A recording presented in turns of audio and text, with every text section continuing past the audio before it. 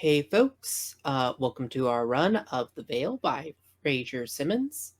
As part of the Gauntlet Reading Club, we'll be using Master of Djinn by Djèlí Clark as a source of inspiration for our setting and themes, and Lowell Francis's Veiled Fantasy Hack to push a more fantastic setting. I wanted to open with a quick round of introductions before getting into things. I'm Steven, he, him. I'm the facilitator for the reading club and am GMing this run of The Veil. Uh, in this past week, I have been I've been reading through Summer Suns about ghosts, street racing, and I guess gayness, queerness in general. Yeah, hi everyone. My name is Donogh. My pronouns are he, him. And I guess this past week, um, well, two of my players are on this, so I'm really excited to see what we get into with Monster Hearts tomorrow, which is a game we're going to be playing off the bat of a game of Alice is Missing as the kind of season opener last week. So excited to see what direction we take in that game. Hi, I'm Ben. I use he, him pronouns, and something exciting. I got to run Lady Blackbird yesterday for the first time with some pals of mine, and that was a lot of fun, and I'm excited to... It wasn't quite as one-shot as we'd hoped, so I look forward to picking it up again probably next week. So I'm Lyra. I use she, her, or they, them pronouns. And a slightly odd one. I was ill most of this week, so what I'm excited about is the fact that I'm not ill anymore. Hi, everybody. My name's Jose, and my pronouns are he and him. Let's see.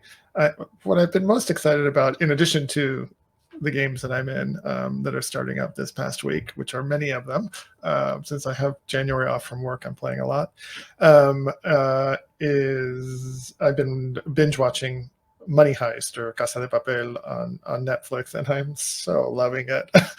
And so, and I love the kind of gang dynamics, and maybe that's something that might come out in this game or other games that I'm playing with. So that's me. This game is hosted through the Gauntlet. The Gauntlet is an online gaming community mostly focusing on role-playing games of the indie and OSR varieties. Besides publishing a zine called The Codex, it also puts out several podcasts about role-playing games, and of course, it organizes a gaming calendar, which this and many other games are organized through every month. The calendar is open to non-members, so feel free to jump on over there through the link below if you're interested in playing with any of the folks here tonight, or any of the other people on the Gauntlet. All Gauntlet games make use of the open door policy. We are all here to have fun and tell a story together. If something happens in real life or you become uncomfortable at the table, feel free to step away as long as you need. No one will hold it against you, and you are free to return whenever you feel ready. If you are able to let the group know when you expect to return, that's helpful for the rest of us in terms of framing scenes, but we understand that sometimes emergencies happen and it's not always possible. Besides the open door, we are also making use of several other safety tools, which most of the group here are well familiar with, but I just wanted to go over them for our first session. The first of these is the X card.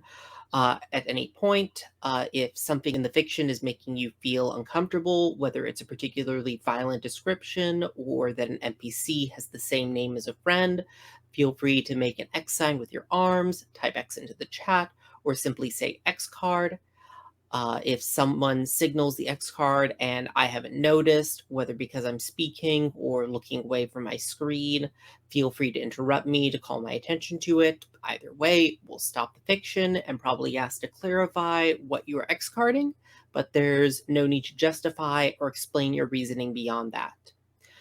We'll also be using script change, which is a safety tool that uses video editing terminology to help us talk about our scenes.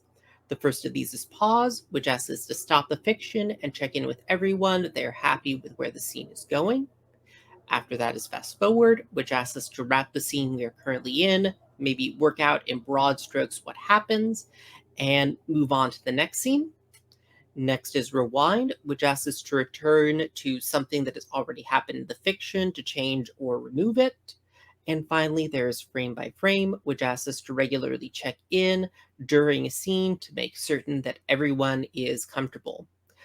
After script change is lines and veils. Lines and veils is a document that the table puts together before play begins, in which we list subjects that we want to pay particular attention to.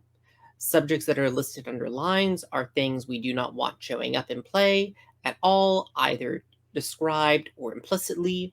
They might exist somewhere in our world, but we will never encounter them or have them referenced. One we regularly include on the Gauntlet is sexual assault. Sexual assault and rape are generally never things that will be described or mentioned in Gauntlet games. Subjects that are listed under veils are things that we are fine being mentioned in play, but we do not want described in detail or examined too closely.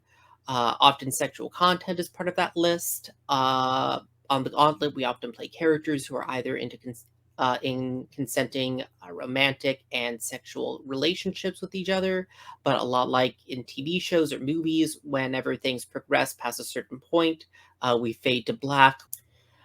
So great. Now that we have taken care of all of that, we can kind of jump in now into sort of character creation. So I'm going to start this going counterclockwise for me this time, because I can see Jose has already fairly well fleshed out his idea. But Jose, what is the playbook you are you have picked? I'm interested in the artificer. I don't know if it's artificer or artificer. Artificer it must be.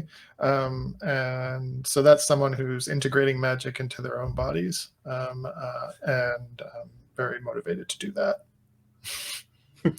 I have other options too, if anyone feels strongly about taking that one on. I have a couple of backup plans. Cool. And Lyra, do you have any playbooks you were looking at? I was kind of looking at the summoned and maybe thinking about playing a golem.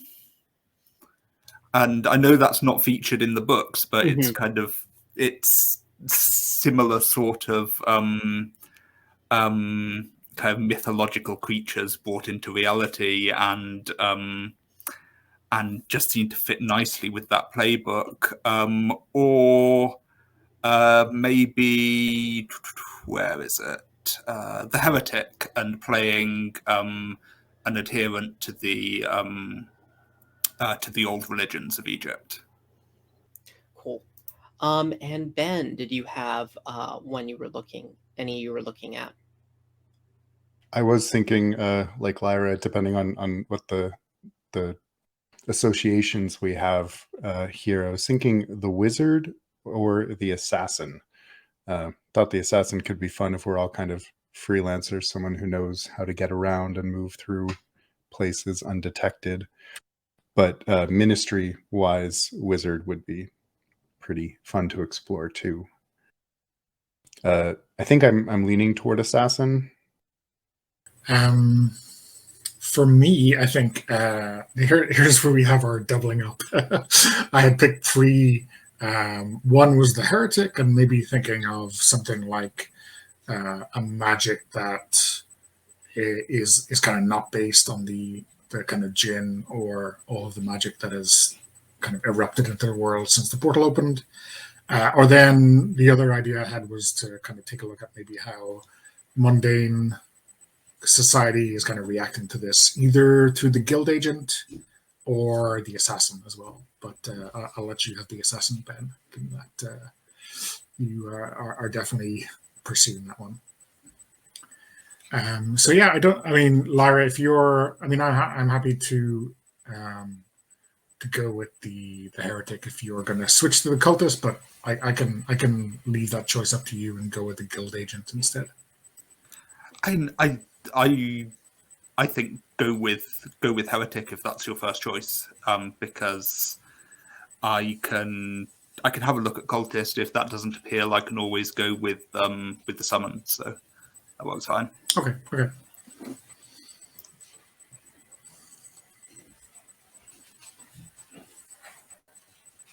Yeah, so I guess I'll go with heretic in that case.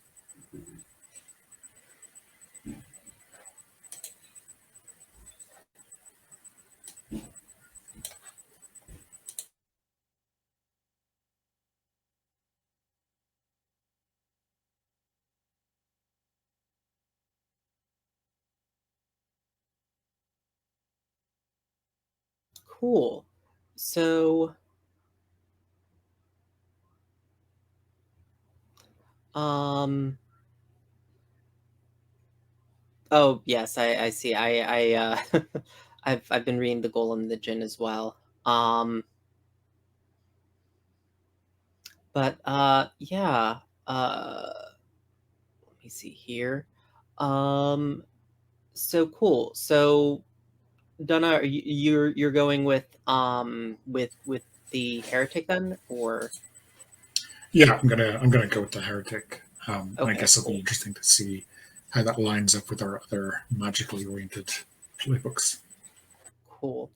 So if over in the character keeper, you'll note that there are a stat array, and these stats, unlike other role-playing games, like our stats here are specifically emotions rather than like charisma or strength.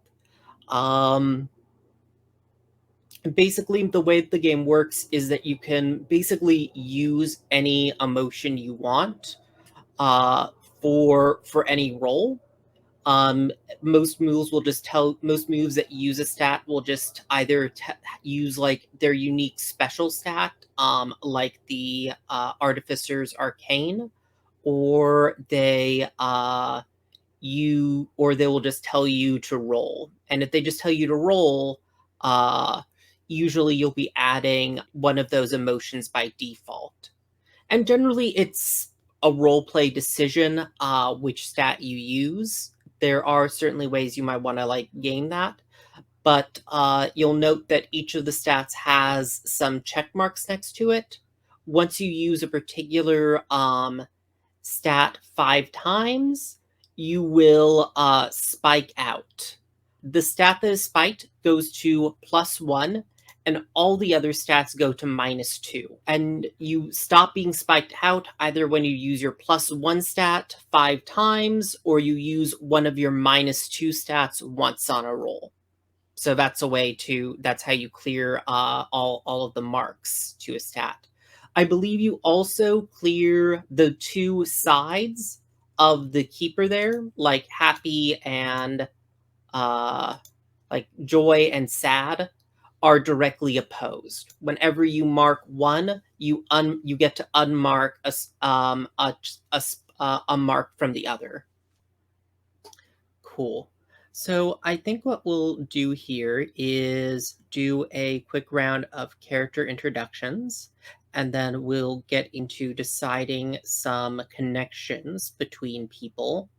I don't believe it's specified on this sheet, but I'm gonna go with the baseline for the veil, which is that every character should have at least two connections at character creation. Um, so yeah, we'll go by the character keeper this time. So Sadir, if you want to or Sadir, if you want to uh introduce yourself. Yeah, so I'm playing Sadir, who uses they them pronouns, and Sadir is a golem and was found awoke for the first time in a crate in a customs impound lot in Cairo, and they're simply trying to find their way in the city. They were told when they first started meeting people that they looked like a work of art, and because they look like they're made of clay, and the clay is quite slightly unfinished, so they look sculptural, and they were intrigued by this and the notion of art in general, and kind of explored it, and so fell into being both an artist and a forger, because that's a way to pay your way with art in the underbelly of Cairo. And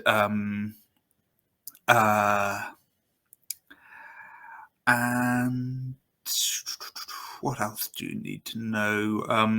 Yeah, as a golem, Sadir has no need to breathe, no need to eat, and is resistant to extreme environments. But it's also extremely heavy and therefore sometimes noisy. For example, if they run or otherwise, they have some artist tools, some fine work tools that they've acquired, and their weapon I've put as 3 harm concealed, and I'm going to a slightly kind of unusual way of framing it, but I think that is my unarmed harm, because I have unnatural and unexpected strength from what you would expect from looking at me. Cool. And you're guarded. So one of the things is, how is intimacy difficult for you? Is that's the question for the guarded. I think that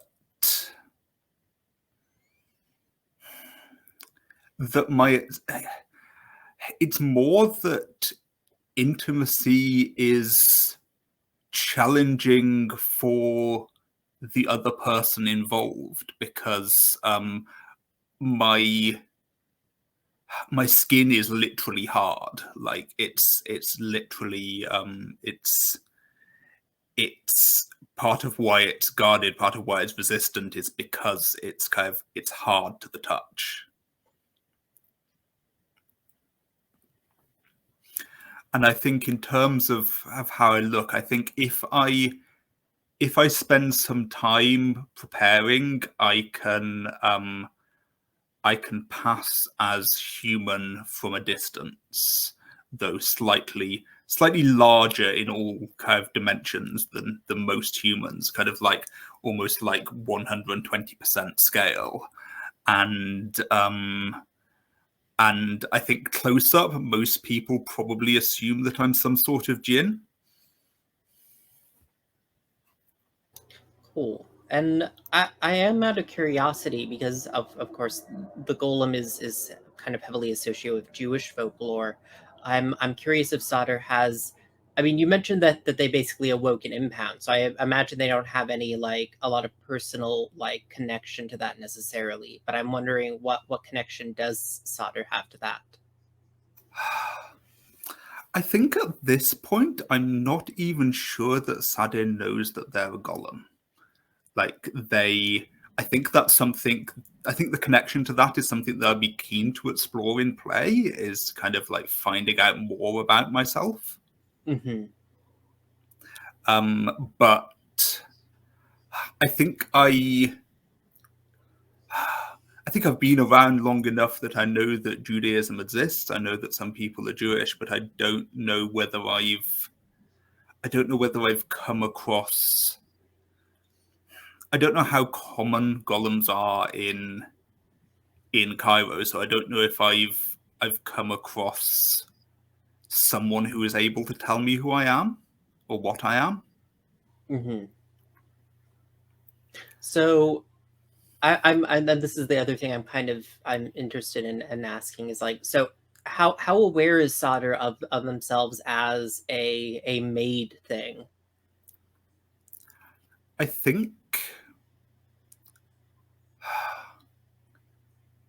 that they know that they were made, because they can literally see in some places the fingerprint of where the clay has been smoothed on. The kind of, in a few places, a fingerprint of the person who made them. And I think they've deduced from that they are made, but they don't know by who or how. Mm-hmm.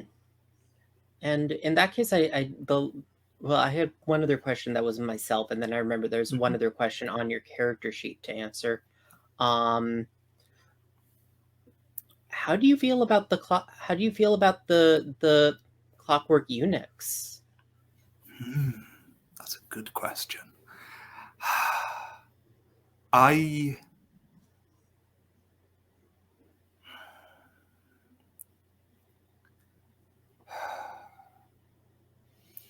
think that I am disturbed when I come across them or interact with them, not because I'm disturbed by them, but I'm disturbed as why I feel like a person and most people will treat me like a person, but they won't treat the clockwork eunuchs like people. And I don't. And I think that it's a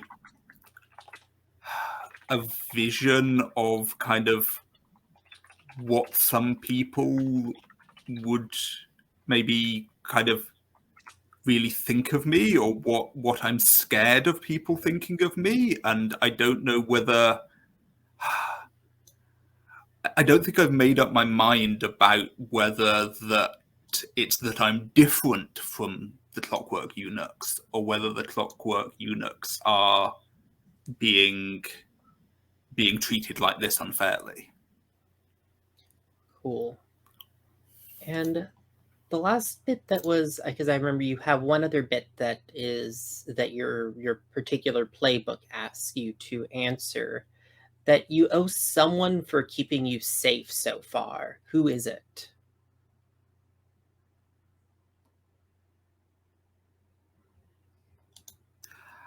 Now, I missed that question. I think that it is.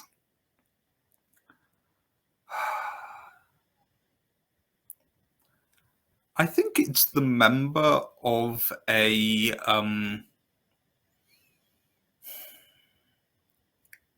It could be. Remind me of the name of the gang of thieves in the book.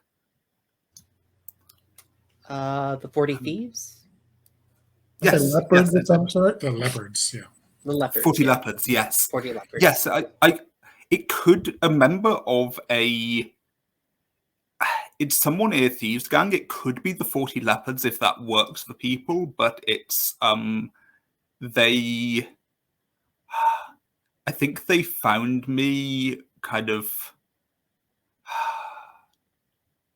I think I was living on the street, not because I didn't have a choice, but because like I didn't regard shelter wasn't something I needed, and I kind of hadn't quite appreciated that like it would the kind of social consequences of appearing to be on the street. But and I think I was found by a member of this thieves gang, and they saw the kind of art that I was able to produce, and kind of inducted me as a forger in their organization.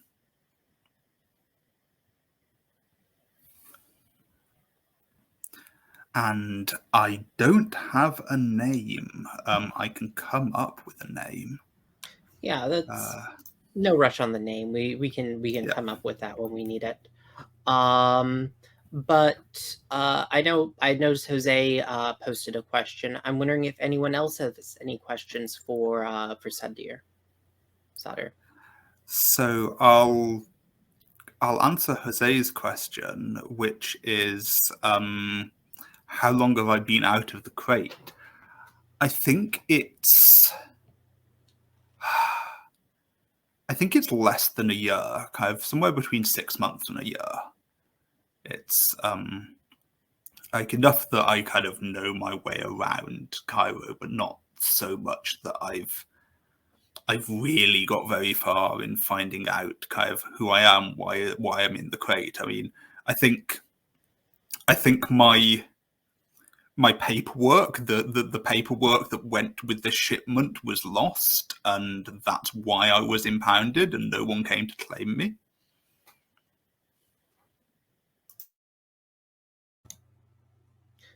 Cool. And does anyone else have any questions for Cool. I'm seeing no's.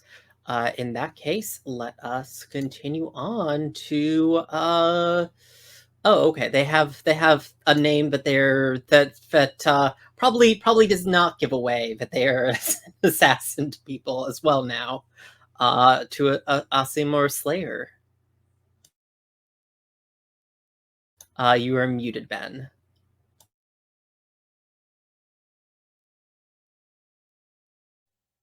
Thank you. Sorry.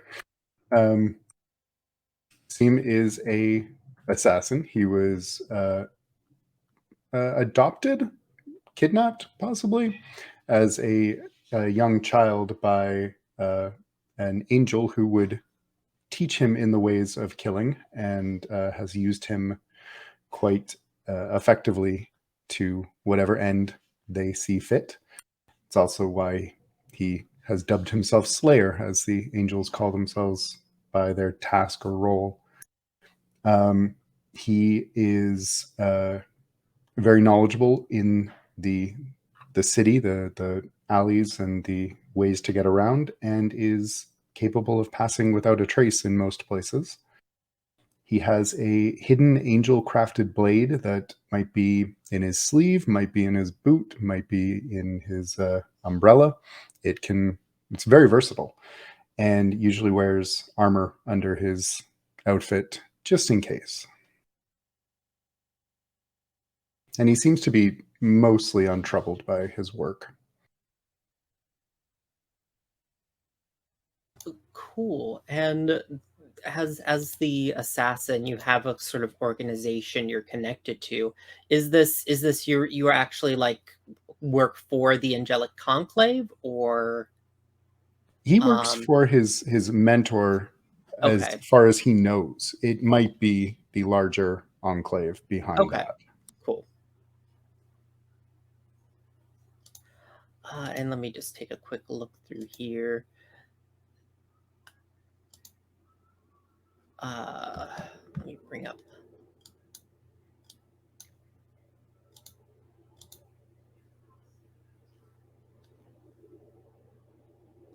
thing here.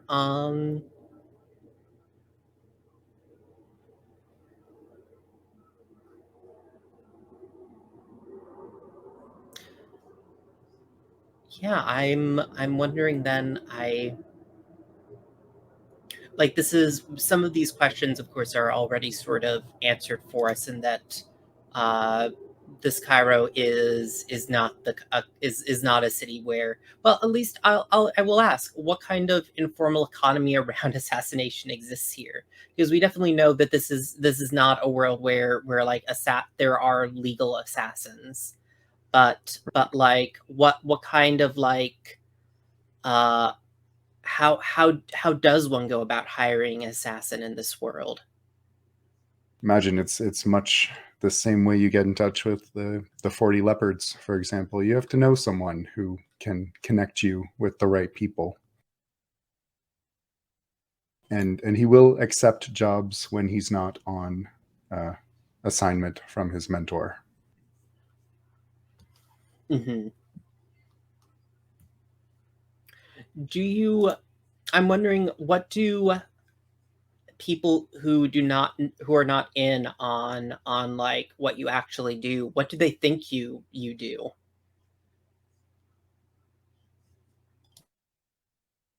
I imagine he kind of passes himself off as a bit of a ne'er-do-well. Like he shows up at parties and places, and no one seems to quite know where he got his invite and where he went, and oh, that person's dead now. And so I think he kind of moves in and out of social circles with ease, and without drawing much attention to himself. He'll say he's had a variety of occupations.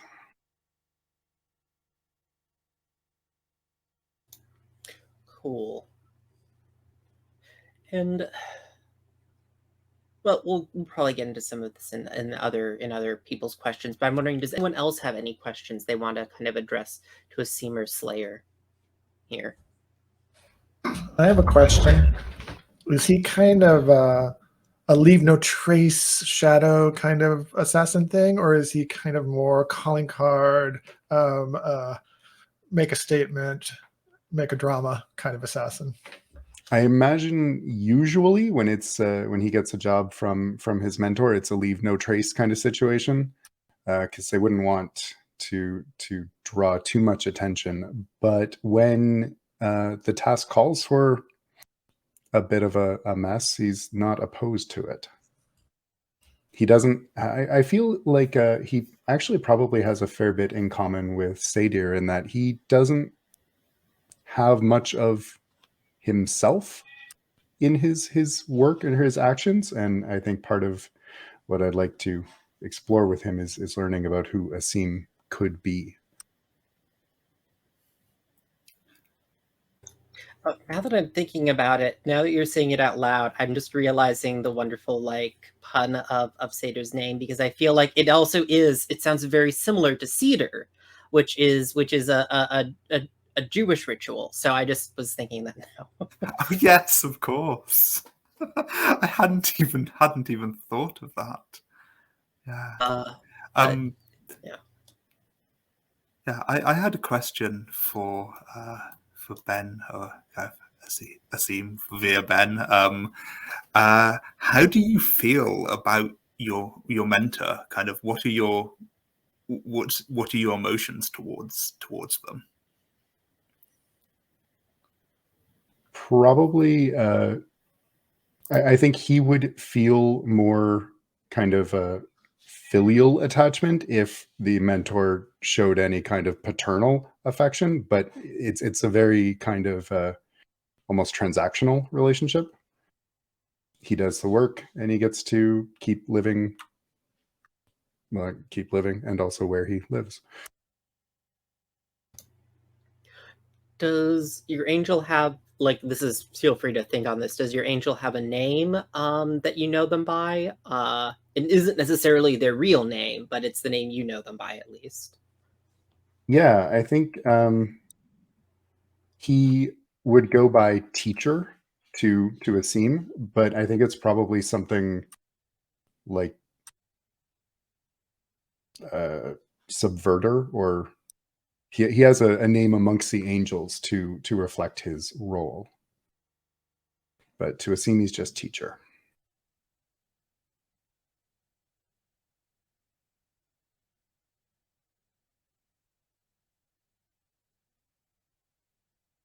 Cool. Awesome. And I think that kind of pulls us in here. So now we will continue to Rafiq, if you want to introduce yourself to the rest of us. Sorry. So Rafiq Bashara, he is a young immigrant. He's come from he grew up maybe in Alexandria, and so he's maybe been in Cairo about a year. He works at an apothecary called Alimbik, which is run by a Djinn, a Djinn named Kara. And so he probably lives, I think, like maybe in a small room, like she allows him to live in a small room in the back of the apothecary. He's a bit of an opportunistic scavenger type, likes to get his hands on magics. And he has this ideology of wanting to somehow transcend his humanity, or bring his humanity to a new level through the incorporation of magic into his body and unlock his potential. He's generally got a cheerful temperament, and he's likable, a survivor. And let's see. in terms of his the magic in him already, he has a set of arcane implements that he uses to incorporate the magic into his body that he's created over time, maybe with the help of someone, I don't know. But it's like a set of these etheric siluses that he wears on a chain around his neck that allow him to, for instance, he has tattoos all over his body that are made from various bodily fluids of an illusion Djinn that allow him to camouflage and also create illusions, maybe. And then he also has an eye that's magical, an eye of the Sphinx, I'm calling it. And he's incorporated that into him and allows him to see things at a distance, like a clairvoyance kind of thing, and maybe also give folks kind of an evil eye kind of mind sliver kind of confusion in their head or something, maybe a little bit of psychic damage. So that's the magics that he has currently. He also has some thieves' tools because he likes to steal things that are magical, shiny things that are magical that he might have some use for. So he's definitely in that realm. And his moves are mostly related to this kind of scrounging about, getting new magical items, and somehow embedding them in his body. He also has a move called Things Speak, which allows him, it's kind of almost psychometry that allows him to like touch things, magical items or other things, and allow them to tell him a story about who they are and where they're from. So that's kind of his, that's the overview. How aware is Akara about your kind of extracurriculars? Yeah. I think she gives me free reign, although maybe I've had some run-ins where maybe I tried to pilfer some rare compounds from the apothecary and she noticed. And so, I don't know, I may have a debt to her of some sort around that because she forgave me some of those transgressions. But other than that, she doesn't pay attention to what I do outside of the shop very much. Mm-hmm. And I this is just curiosity on my part of your choice of the Jan, because I know in like some folklore, like Jans were like once are both the oldest and were once the greatest of Djinn, but they were cursed by God for their pride to be the least among Djinn. And I'm curious, like, if that's any like of if that's informed your choice there at all. That had not informed my choice, but I like it, and I like the idea of her kind of being. The image I'm getting when you're speaking, Stephen, is her having been royalty, and now disowned, or what's the right word for royalty? They've lost their position. I don't know. There's a word for it. So something like that. So she has a kind of a regal bearing, but she really has a very humble. Humble role in like dethroned. That sounds good. A dethroned nobility or princess. Mm-hmm.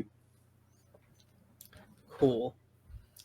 And let me see here.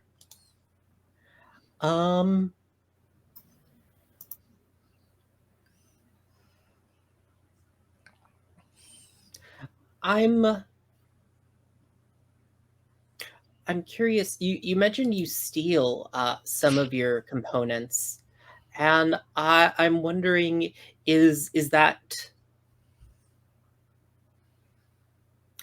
your like because it seems like so far, like I'm wondering like what, like, is the Eye of Ra an actual like organic eye you have in your head, or is it an artifact? Because your tattoos are specifically bodily fluids. Mm-hmm. I can imagine the Eye of the Sphinx maybe is more of a kind of a magical mechanism of some sort. Mm-hmm. I don't think he knows the provenance of it exactly, and I'm not sure how he came across it. yes, he's not beyond stealing, and but he's not a professional thief by any means. So he's not a burglar. I mean, he's just acquisitive. When that involves trading, he'll trade and wheeling and dealing. But when it involves maybe when someone's eye is turned, putting something in his pocket, that's not certainly beyond him. But I like the idea of some kind of magical mechanism or arcane mechanism being in the eye. And the fact that he doesn't really know what this eye is, he just stuck it in his head. I'm wondering like how accepted is this practice in Cairo of like actually like modifying your body with magic? Is this something that is either common and accepted, uncommon and accepted, or like something uncommon and like it's viewed as like suspicious or dangerous by people? I would think that it's controversial. Let's say, put it that way. Particularly for people from certain religious backgrounds, maybe, who feel like it's a desecration of the body, and so people have strong opinions, negative opinions sometimes about it, and so he doesn't advertise it, or he's not particularly forthcoming about the fact that he does this, because he doesn't expect people to accept it, or and some people may see it as some kind of a heresy, and so he's not found really very many people, or maybe he hasn't found anyone else who actually does it. So the question about how he came to do it might be something I could explore in play. Cool. Does anyone else have any questions they want to ask of Rafiq? Does the fact that you don't know the provenance or nature of your eye cause you any problems? Is it entirely under your control? The eye is a little temperamental. That's one of its magical drawbacks. So I don't always understand why it doesn't work. Sometimes it works, sometimes it doesn't. And I would like to meet the player, Jose, saying, I would love for it to cause me trouble at times, I'm open to what that trouble can be. Yeah, there's a little bit of recklessness in this character, or maybe a lot of recklessness in this character. So he's young and he's a little reckless. So I'm sure some of these body modifications, let's call them, will have unfortunate or unpredictable outcomes for him moving forward.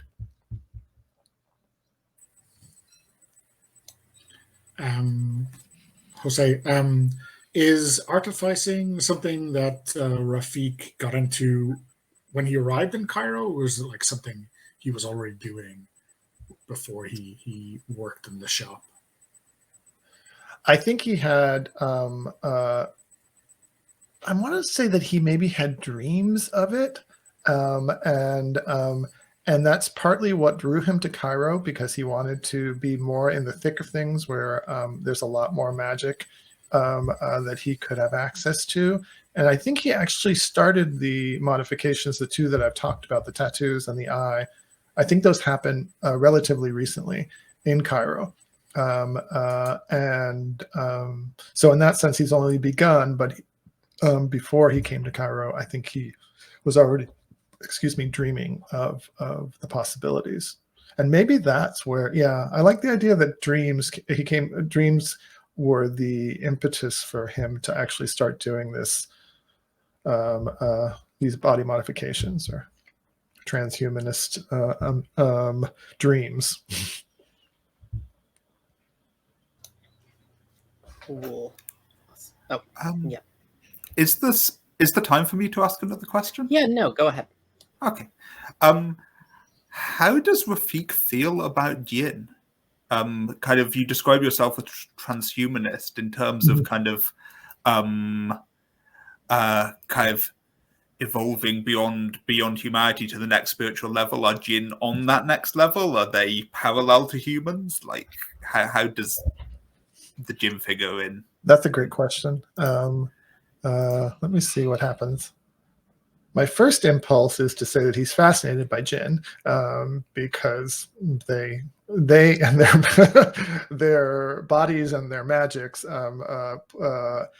provide certain opportunities for him in his endeavors. But how he feels about them in terms of like a spiritual hierarchy, I think he thinks that the Djinn are trapped in the past, and that he is the future, and that what he's doing is where the future is, the joining of humanity and magical beings like the Djinn. But particularly Kara seems very traditional and stuck in the past, and always talking about when she used to be Djinn royalty, and and how fabulous everything was back 3,000 years ago, when she was in charge and her people were in charge. So he sees them as kind of backward looking. Cool. Yeah. And going on to our last but certainly not least complicated character here to get through is Kamal. Yeah, so Kamal is the heretic. His pronouns are he, him. I think as the way it's set up is, the order he is a part of used to be quite influential, but essentially is no more. He's the last remaining member. And so I think that kind of revolution in magic happened around about the time the Djinn returned to the world. And maybe it was political, or maybe there was actually good reason for it magically, but they were wiped out by the I guess the persecutors, amongst others. I think when that happened, or in I don't know how many years it took, but he would have been, a young apprentice, maybe in his teenage years, and so has nothing like the capabilities that his masters had at the time, but is kind of slowly learning what that means.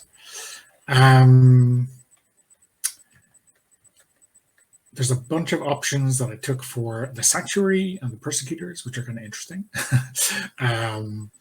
The Sanctuary is a safe hold of the Order, which remains unbreached. It includes, there's like a big pick list for this. So it includes a potent and damaged arcane device. I haven't decided whether it's alive or not, or who knows. I think who knows is good. Especially if we kind of tap into a little bit of the kind of summon / artificial nature of our party members. It includes a way into ancient underground vaults, cavernous, echoing, and endless. And it also includes, for fun committee meetings, ghosts of my extinct order. And then for the persecutors who are coming for me, they will never stop when they've taken the rest of your order. I have chosen that they're people, magic wielding, influential, and with many followers. So nothing to worry about. I don't know who that would be, whether there is, there's kind of, I wonder if maybe it's like a subsection of the ministry even, if that makes sense. If we want to lean a little bit into kind of governmental overreach and kind of secretive stuff on that. But yeah. That would work for me. And okay.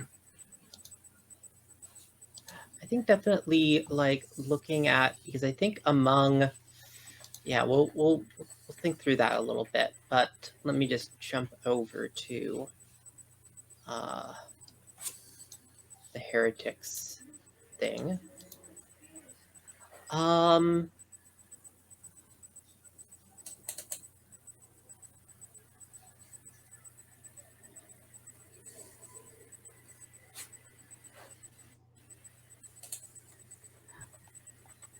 guess I want to ask here.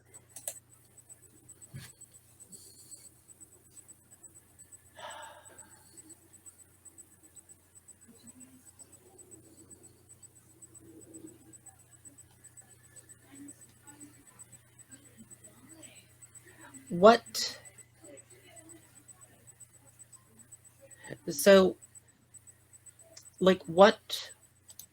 what role did your order used to play in Cairo before you were kind of destroyed? So I don't think the order would have been, terribly big, but maybe a dozen or so, and maybe not necessarily confined to Cairo, but the kind of region.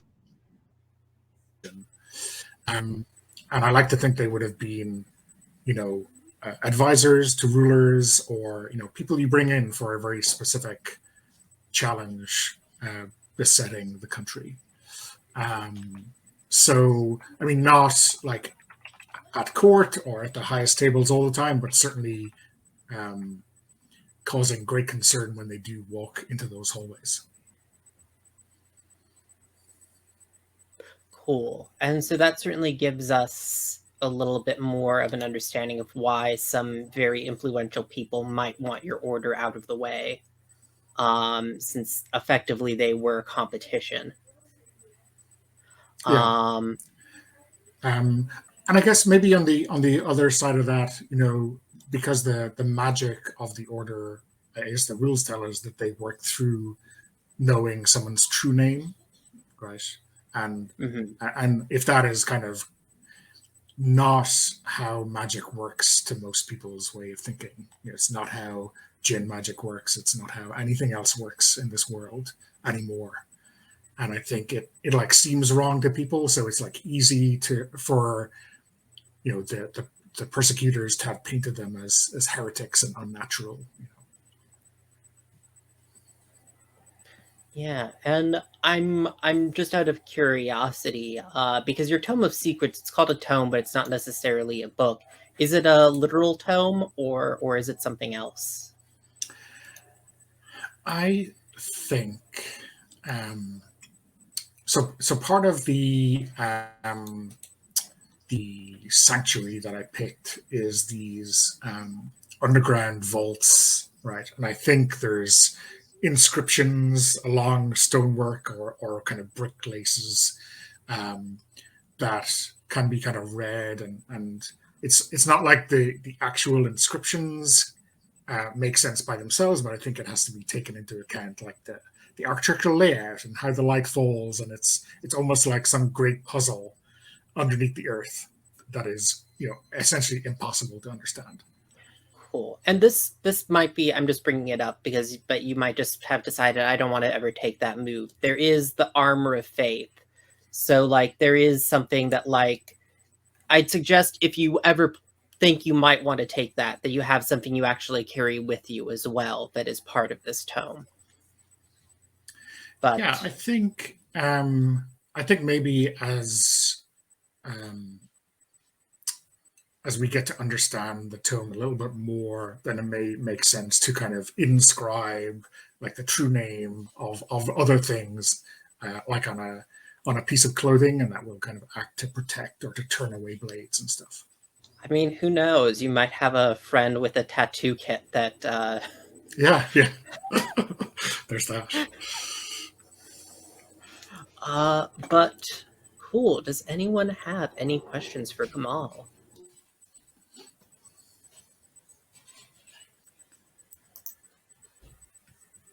Does anyone in Kamal's life know about who he is associated with? Or is he just entirely cut off? I think this is like me almost like letting the stats do the talking. I picked peace -1. Is like he is not used to like being able to just rest. He is maybe a little bit paranoid, and not too used to letting people in. So I think some of that is like the successfulness of the persecutors is that they have painted him as this heretic, So I think very unlikely that given that he's the last of his order, that anyone really knows what the story is at this point. Newsflash, things will change.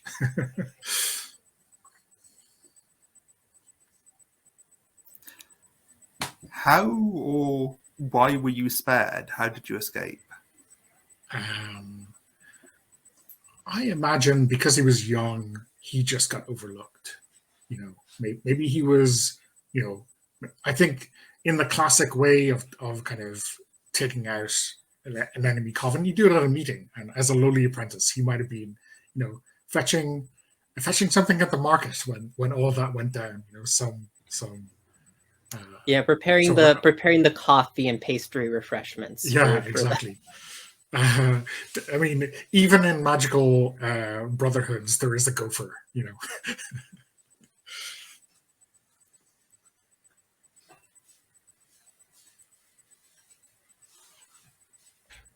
So does he live a very isolated existence still, or does he actually have relationships on a daily basis with folks? So I think the write-up for the sanctuary says that you live there, if I didn't read that incorrectly. Yeah, it says, having customized it for your own purposes, it's also your home. Yeah. So, but he has a day job. He works as a freelance clerk because I think his calligraphy is the one thing that was drummed into him from a young age, right? So he is kind of working odd jobs for people who need a clerk at short notice.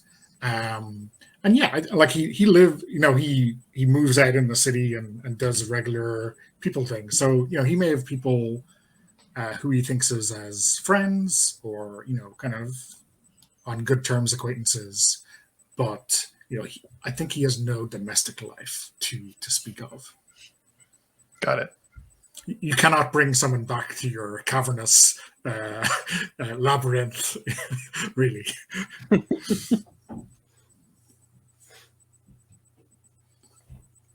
I mean, to be fair, Bruce Wayne just hides his cavernous labyrinth behind a clock. So that's true. And he has the best party. So I don't think I'm quite ready to be Batman yet. But okay.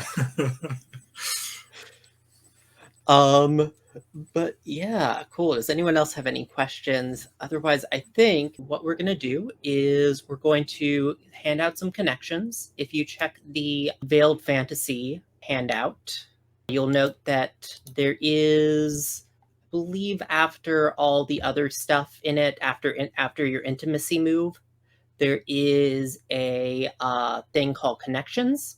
Connections are basically interesting, fraught relationships with other characters. Within Veiled Fantasy, this is kind of one of the ways I feel like Veiled Fantasy sort of streamlined some of the kind of.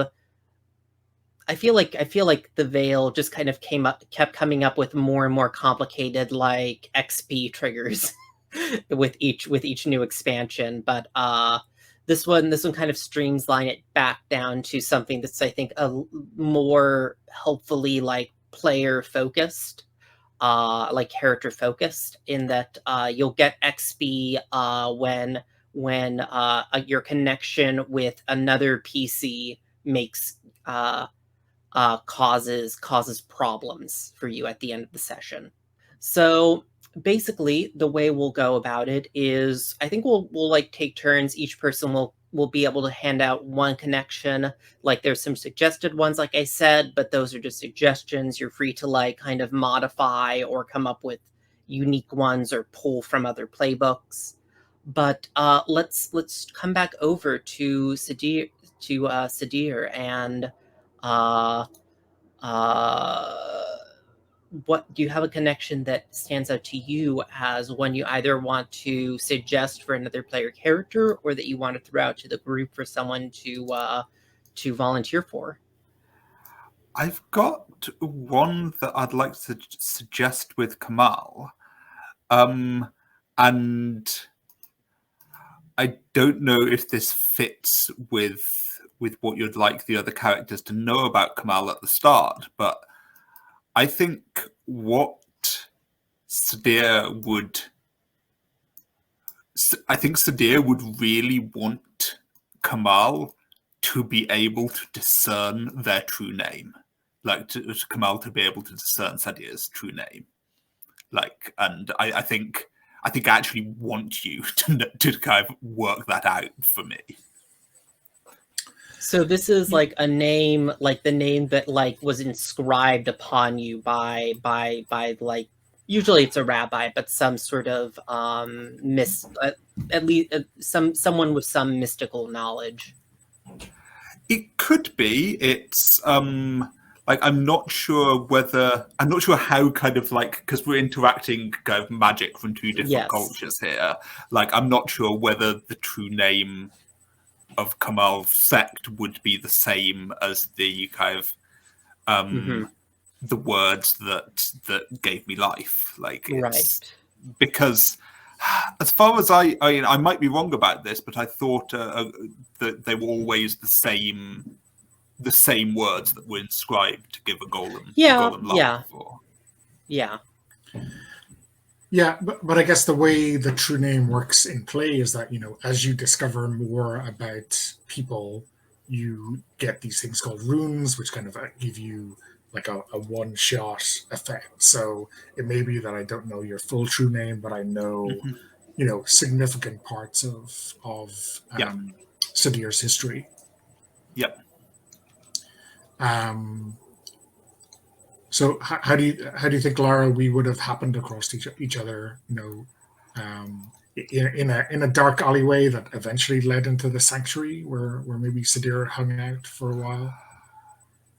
I'm wondering whether you had some interaction with the 40 Leopards, whether you needed something or they needed something from you. I'm just thinking that, like, maybe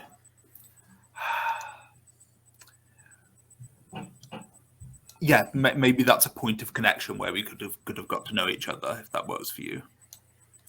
Yeah, I mean, some of Kamal's magical abilities are, I think, relatively useful to a group of thieves. So maybe he set up some kind of scry proof for one of their meets, and we kind of again recognized each other as being magical, and in a way, you know, we're hiding ourselves from the rest of the magical world in this city. Okay, cool.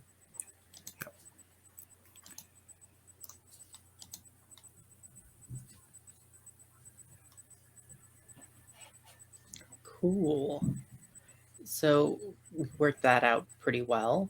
And I guess, like, do you want to like leave it to kind of think about and reveal and play what it is you've discerned about Sadir, or do you have a thought now? Yeah, I think maybe. I mean,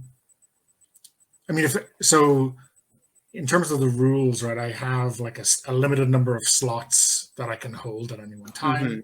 So if it's all right with you, Lyra, do I just say I've already got one of these for Sadir, and then maybe we'll fill in the backstory when we decide what effect we're going to have it make? Yeah, I think that sounds good. I think that maybe it could interact with my birth questions, which is kind of at the start of every session, I roll 2d6, and either the GM asks me a question and I can answer it, or I ask the question and the GM answers it. Maybe there's some way of having Kamal answer the question in the fiction. Yeah. Okay. Cool. Assuming that works for you, Stephen.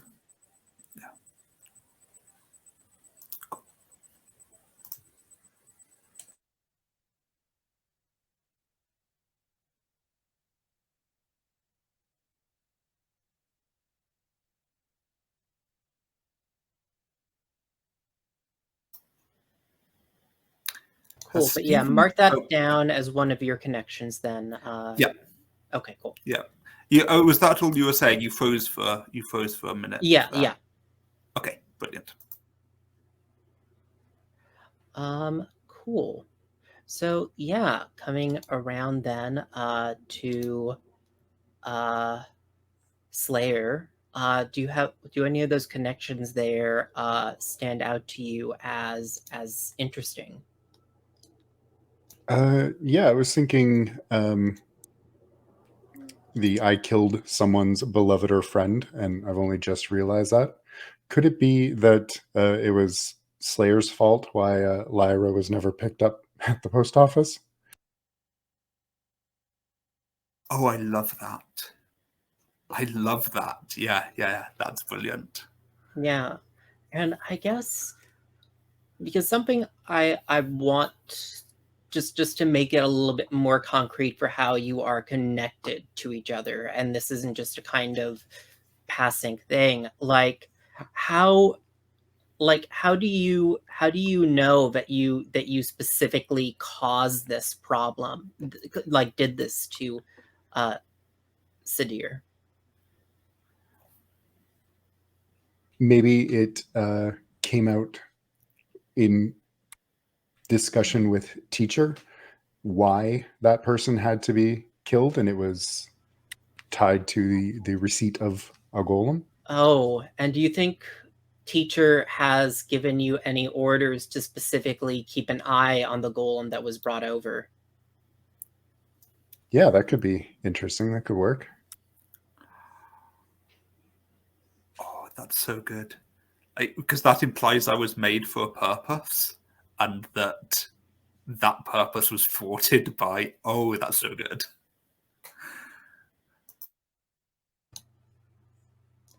Cool. Awesome. Yeah, and coming around to Rafiq, do you have are any of those?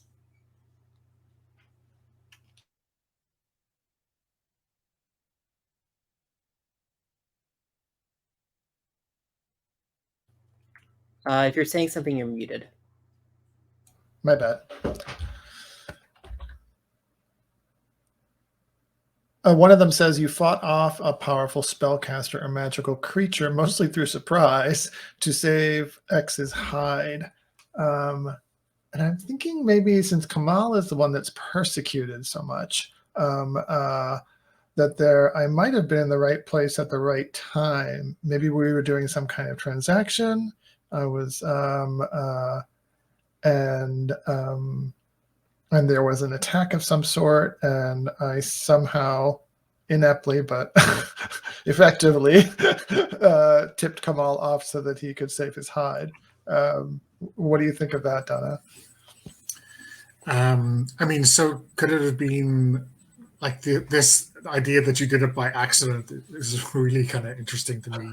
Like, would your eye have maybe noticed the kind of magical nature of the prosecutors, and then you kind of in this cafe or public setting kind of remark on this just as they're about to make their move, and then I scarper and maybe we kind of meet up with each other again. I want to later. maybe even push this a little bit more. As they approach, like with whatever knife or whatever malintent they had for Kamal, did your eye actually like inflict that harm upon them without your will? And so it looks like Rafiq went out of the way to protect Kamal, even if he didn't necessarily mean to. But it was my eye. I can see him looking over Kamal's shoulder to whatever assassin or persecutor is coming from behind. Yeah, so it looks like from Kamal's perspective that Rafiq took out this persecutor. But from Rafiq's perspective, it was like, what just happened? And what does that attack from the eye look like?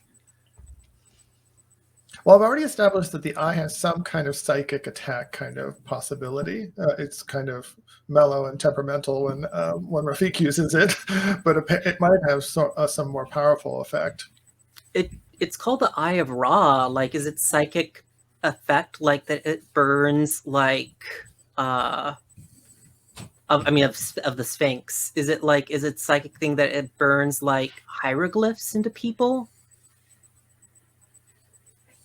Or is that too on the nose? No, It's maybe, yeah. that could be fine. Yeah, like some kind of magical hieroglyphs are burned into the attacker.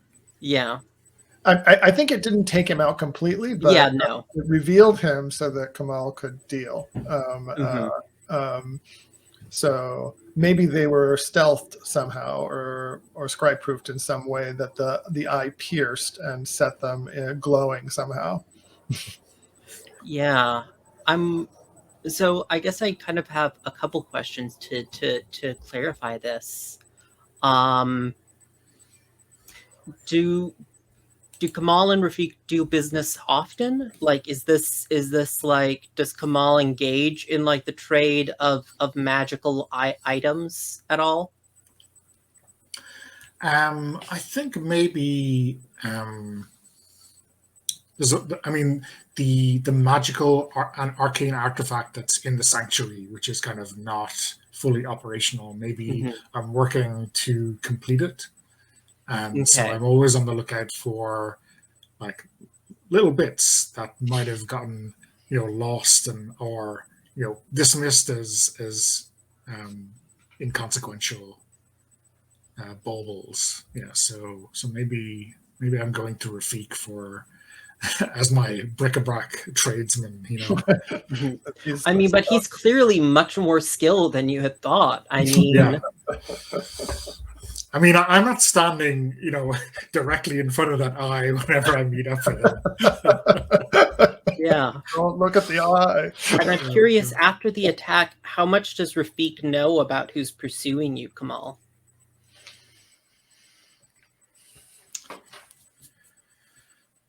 I think I think maybe there's two aspects to this. One is that the glyphs that appeared on the assailant kind of give Rafiq a clue. And I think when Rafiq comes to Kamal to ask more questions, he knows enough that Kamal has gotta let a little slip, right? So maybe Rafiq has put two and two together and kind of figured out himself what Kamal is or what the order is, because the people that the prosecutors are hunting down with this kind of fervor have got to be, yeah. Cool. And maybe Rafiq actually recognized one of them as, they're wealthy, right? Is that what you said? Or yeah, so they're influential. Influential, yeah. Yeah. I think influential, many followers, and what was the third one? Magical. So I guess influential is influential. That's what I was thinking. So they're influential. Maybe he actually recognized them as someone important, who's all gone now. So cool. And Kamal, do you have a connection you wanted to hand out? Yeah, there is. I wonder if this one works for Aasim. So there's two actually that I think might work for Aasim. One is that he saved me from the persecutors and hasn't asked for anything yet, which kind of speaks to a hidden agenda, maybe from the angel. And then the other one that I had in mind for Aasim is I listened to his confession of guilt when we both thought death was coming. So maybe kind of honing in on that guilty conscience that is, being played with a bit. I don't know, Ben, what would you prefer? I like the idea that he is harboring some doubt about his role here and having a near-death confession, because that would also haunt him now that he didn't die and there's that loose end out there. Yeah. What do you think Aasim would have confessed to?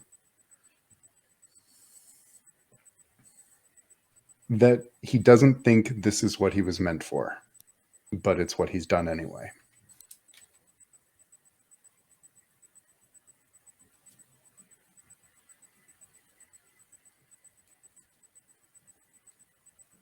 And dare we ask what kind of trouble we were both in together that had us believing death was imminent? I feel like it would have to be something supernatural for Aasim not to feel confident that he could get out.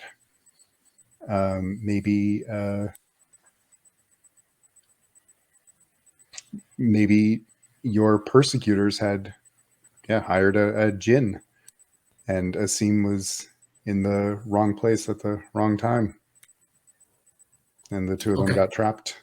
So Kamal was another target of another assassination, and like you say, Aasim was just caught in the crossfire. And maybe that's how they managed to survive, with Aasim knowing a little bit about assassination. Yeah. Cool, works for me. Yeah, and I actually was just making a note of this, and this is a little bit unrelated, Aasim. You described teacher as paternal. Are there pronouns he, him, or they, them, or she, her? I think actually let's go maternal, she, her. Okay.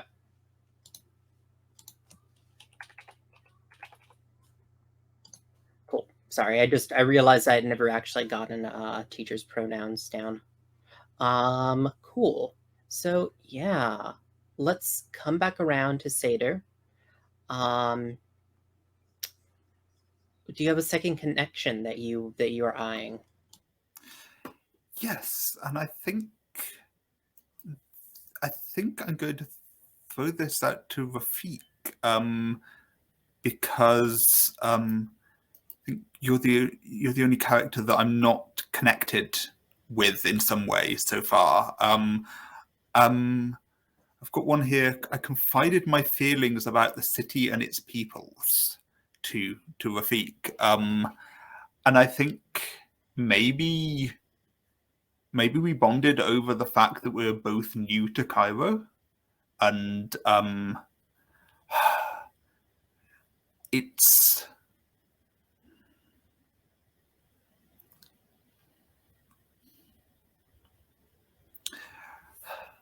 I'm feeling like maybe we just are from a similar kind of area. We're just in the same place in the city, and kind of like being in the same places, interacting with the same people, like and both being new to the city, kind of found each other. I was thinking that when you first got out of your crate and you were still homeless, and walking the streets a lot and probably not sleeping, because you don't sleep, do you? I can maybe Rafiq, who's always like walking the streets looking for scavenge and stuff, just kept coming across you over and over again, and was like, does that one ever sleep? And somehow, since you were, you somehow struck up a friendship of just like, seeing each other over and over and over again. Yeah. Eventually you asked the question about whether I ever sleep, and I responded by saying, "What is sleep? What is sleep?"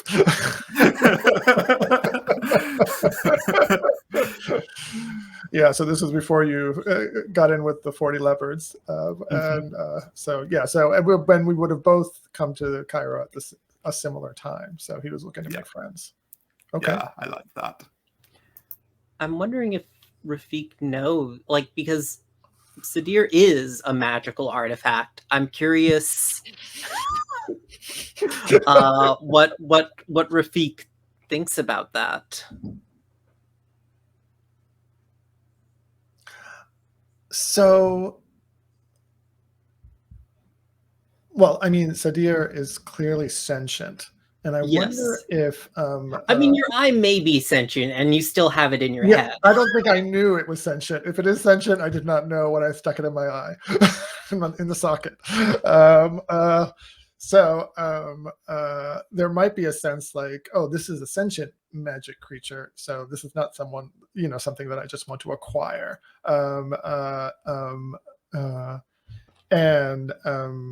but still some fascination at the nature of Sadir, because he's never seen anything. He's very interested in the like what they're made of. Like the clay that they are made of is obviously imbued with magical properties, and so he does have some professional curiosity, but he also feels like a sense of kindred spirit with Sadir as being both outsiders and both kind of unique in some way, in terms of the way they, in their uniqueness in terms of their magical composition. Cool. And Slayer, do you have a second connection you want to hand out?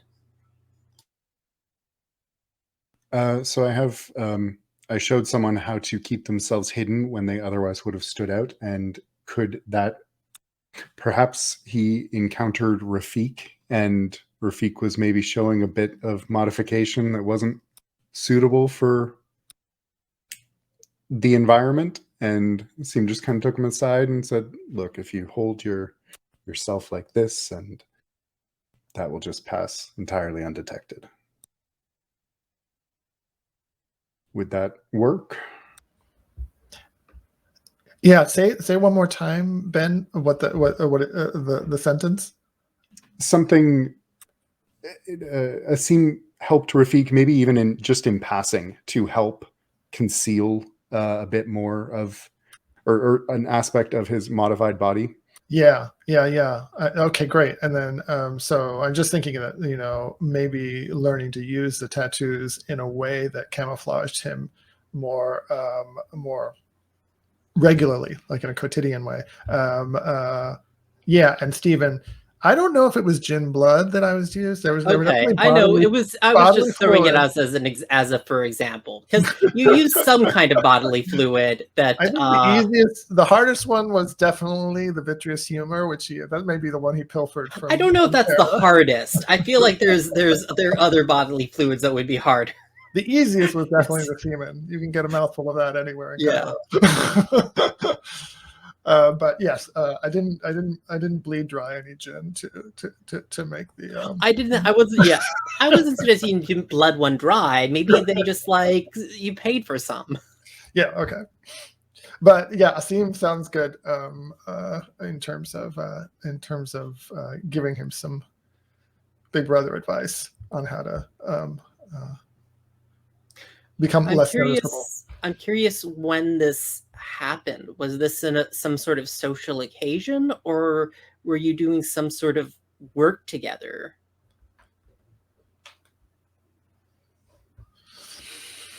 Any thoughts? I could see it either way, honestly. Like you were saying something about social occasions, that you go out socializing somehow, or did I make that up? Or maybe that was Kamal. No. Like, where would you socialize, Aasim? Well, if he had a job to do, a party is a really good way to get into someone's space. I'm just thinking that this is like, oh, someone else knows the handkerchief code of my tattoos. Like the fact that Aasim was able to recognize your tattoos for what they were tells you a lot about him. I'm curious, is that the case? That sounds right. Yeah. Yeah, I like that. Yeah, because no one else had actually mentioned it. So yeah, I'm thinking some kind of social occasion.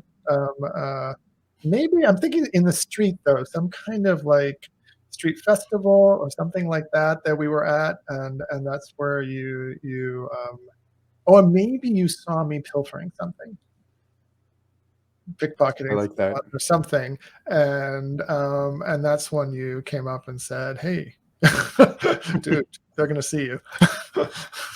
I like that. Yeah. Cool. And Rafiq, do you have a second connection you want to hand out? Okay, wow, there's so many of these. So one of the ones that's kind of intriguing here to me is someone brought me a key magic item that stabilized me after a miscalculation. I can imagine there are many miscalculations that that Rafiq would have gone through, and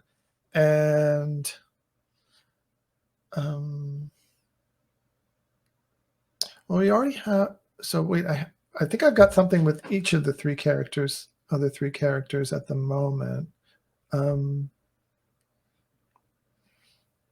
Who would actually know that I'm doing these kinds of things? Well, Aasim knows. And maybe Sadir knows. I don't know. Yeah, Kamal? you've already handed one connection to Kamal, so you might want to pick a second one because this is how you get XP. So you want to maybe spread it out over multiple PCs so you can get more opportunities. Oh, because it's other people's.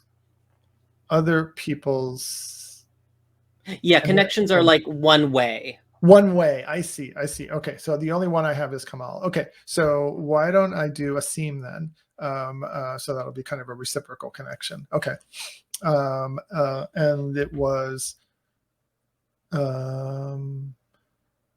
Yeah, I ran into some kind of difficulty. I mean, is this exactly the case that you were like, oh, there was too little vitreous humor in this ink I was making? Maybe that's what it was. I was trying to adapt my inks to respond to his original advice. And I don't know, maybe there was too much vitreous humor and not enough blood plasma and too much semen. I don't know. And something went really wrong with my tattoos. And I started somehow fading out of existence. And I'm just gonna before this becomes a running joke, I think I'm gonna call Vale on the too much semen. Oh, okay. I think we can be aware that there is semen in it, but we don't need to bring it up again over the rest. Fine, no problem with the Vale on that. But anyway, I'm just saying, I feel like it's gonna be very giggly every time that comes up. Well, we'll say that I was somehow fading out of existence with my experiments to try to make it less noticeable, and that somehow, Aasim, you helped me out. I don't know if you have an idea about how you might have helped me out. Well, I mean, he in his line of work, he might have access to the vitreous humor of people who aren't volunteering it. So I feel like maybe after meeting in the festival, Aasim maybe thinks they're friends. Like maybe they are. Maybe it's just Aasim being a little uncertain of his standing. All right. I like this idea that Aasim just actually has so few genuine interactions with people that he's like, oh, I said a thing to a person at a party. Obviously, we're friends now. Yeah. We're pals. Yeah, maybe you come by the shop and you see me fading out of existence. Cool. And finally, we have Kamal. Do you have a second connection? Yeah, so I have two that are about someone who had been under or is under the persecutors' control. So I'm wondering who has a person close to them who they want to be in danger in some way.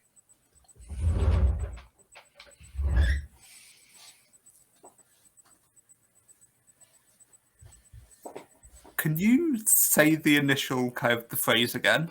Oh yeah, so I'll read them both out actually.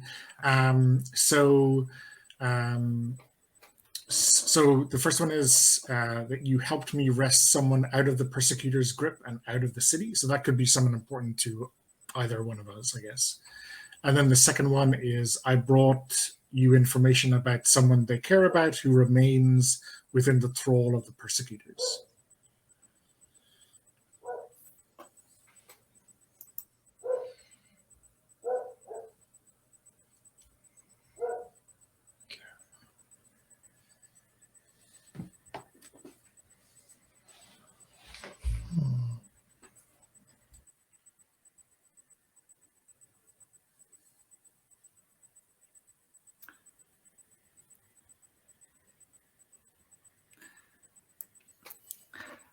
So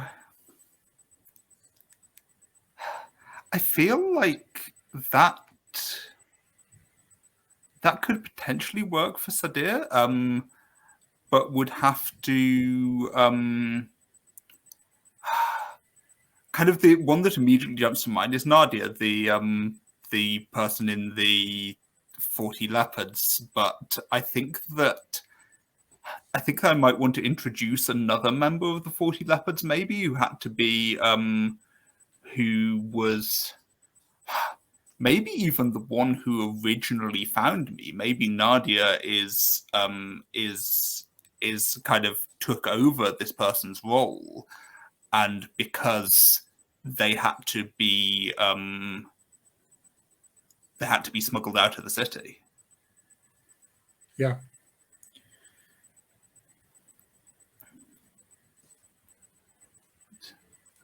I think So, maybe. I mean, in someone who was in the persecutor's grip, that sounds, they were captured, because the other one says under the thrall, so it's not like. So I think grip means captured, maybe being used as a hostage against the 40 leopards in general, right? I mean, maybe even being blackmailed by them to like betray the 40 leopards. Yeah, that's the sort of thing I was thinking. Kind of a blackmail, kind of having something on them and using, kind of maybe even kind of forcing them to use the 40 leopards to do some work for the persecutors, and that work was, part of that work was against Kamal, and you helped unravel the whole thing. It turned out that it was blackmail, and we hatched a plan to get this person out of the city. Okay, cool. Do you have a name in mind, or? Let me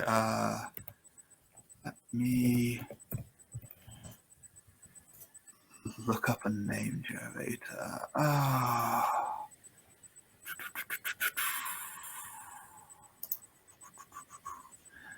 The quick answer is no. Maybe.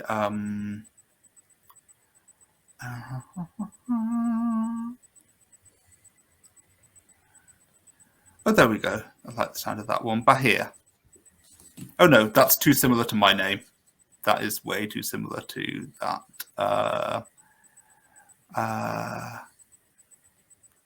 Hamida. There we go, Hamida. Hemede.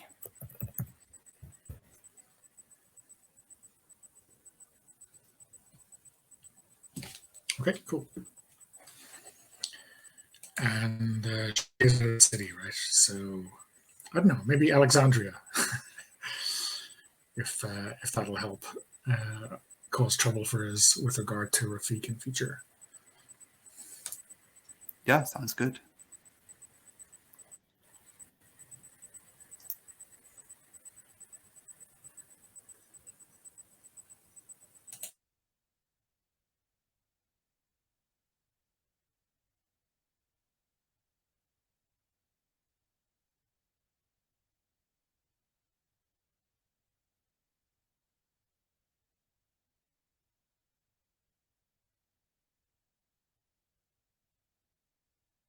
Cool. Okay, just making a note of that. Yeah, and let's see, we're coming up at 40 minutes. So I think that if we'll just spend, I think we'll try to keep this last bit a bit quick and just kind of look through it and fill in some names here rather than go into too much detail about them. We'll find out some of this in play. If you could go over to the XP and Trouble tab over in the Keeper. Each player character starts with a trouble that is facing their character at the start of play. and it might be something that is immediately going to create problems. It might be something we'll leave a little bit slow burn, because you get XP for a session if you face any characters. The problems associated, the dangers associated with any character's troubles, not just your own. So, so this is something that, like, we don't necessarily need to have like moments of each character's like personal problems like in play every session, but these are kind of hooks for each character. So people could kind of take a look through those, and I think we'll kind of figure out, if that's cool with folks, what you want your troubles to be, or and then we'll probably close things out.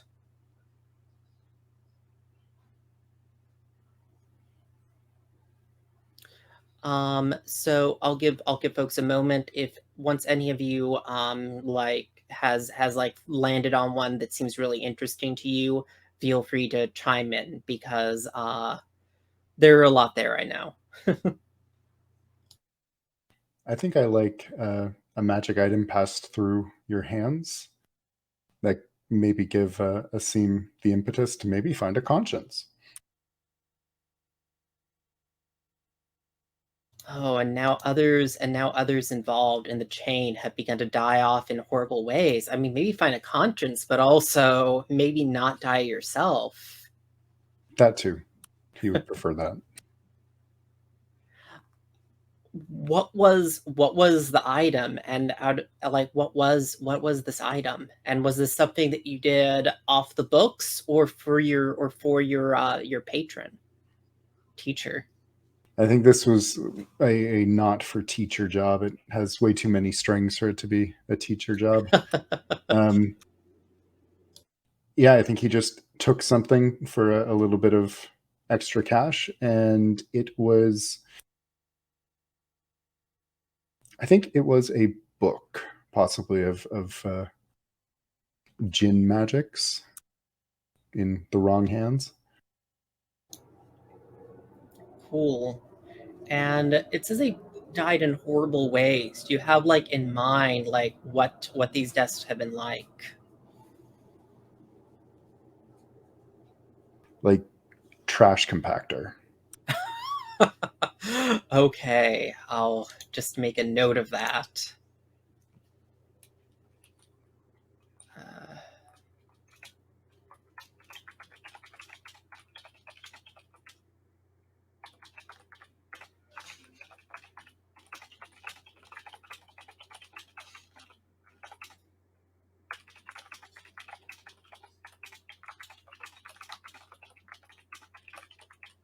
Maybe not like literal, like formed into tiny cubes, but just horrifically, like smushed. Yeah. Cool. Yeah. Cool. Jose, have you identified the blood as a particular magical component? You mean Djinn blood, the illusion Djinn blood, or your blood? My blood. Yeah, I was looking at that one. I was thinking about like putting two of those together. One of them says a pissant fallen god has somehow identified you as crucial to their reascension, and they've accumulated a small but fanatical cult. And I wanted to put that together with someone's been selling a rumor that your particular blood is a potent magical item. So maybe the pissant god and their cult are out for my blood, literally. Or I could just choose one of those.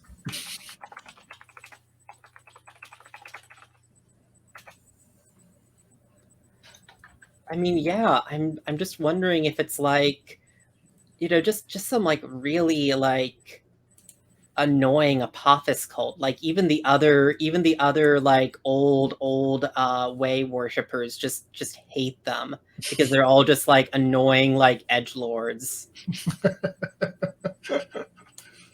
I like it, the pissant word. That's great. And I should note, mark these troubles on your character sheet as a reminder, because you'll get XP for confronting them and dealing with them. But yeah, Kamal, you had a... Yeah, I'm looking at this one, which I guess will help introduce an NPC into my life. Your close contact went missing for a couple of weeks. When they turned up, they had lost their memories, including some info you'd been hunting for. So someone who maybe knows a little bit about Kamal's kind of order and helps him out from time to time. But yeah, they have had their memories wiped or stolen somehow. Cool.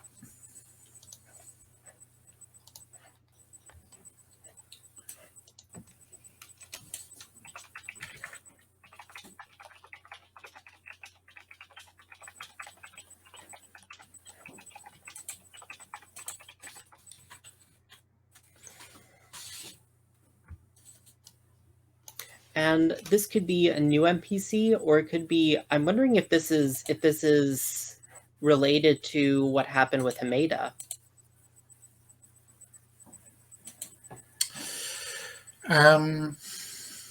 Interesting. What do you think, Lyra? Do we want to bring back someone who we thought was safe, or? Oh, okay. I assume that this might have been actually something that, like, at once, like after your recent rescue of Hameda, this is what you found out. You found out this happened, but it could also be a completely different NPC. I'm happy with either. Yeah, I mean, yeah, I'm inclined to make it a different NPC. Sure. Cool. Just checking. Yeah, okay. I feel like we're quite tightly connected, so I think broadening it out is probably not a bad call.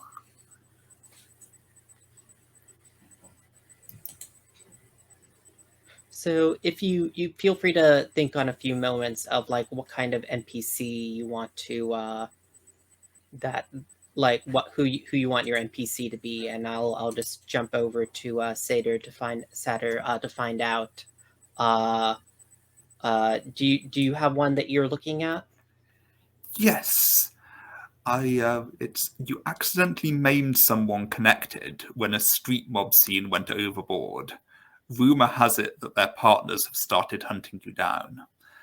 And I think that that my strength is not necessarily kind of only surprising to others, it's occasionally surprising to me. And I think that I was simply in the wrong place at the wrong time, trying to get someone out of the way of trouble and kind of push them out of the way so hard that I broke their leg or similar. And kind of, I think that person, I just looking at the list of this, I think that is Cerulean Ivor Mishkin, barking indecisive lone noble. And so I think I've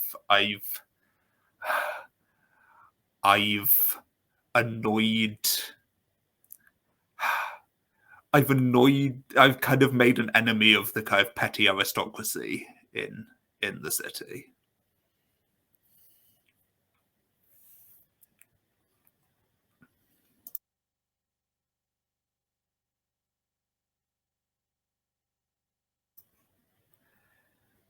Actually, yes, that's much more kind of graphic and particular. Kind of, I think I will go with torn arm off. Cool. And do you have a name for your NPC, Kamal? And like what were they your contact for? Yeah, I had forgotten that there's a list of NPCs there, so I picked one. Originally, I was thinking of an archivist or someone who worked for one ministry, but Doai, the brazen informant, is jumping out at me. And maybe they are a freelance kind of scholar. Cool. for whoever will pay them. Maybe she's a bit of a specialist. I've just been putting in an entry on the NPCs tab for her. Yeah, that pretty much wraps us up for the day. Thanks everyone for joining me here, and thank you anyone who was watching us kind of go through the nitty gritty of character creation here. I'm gonna be signing off now.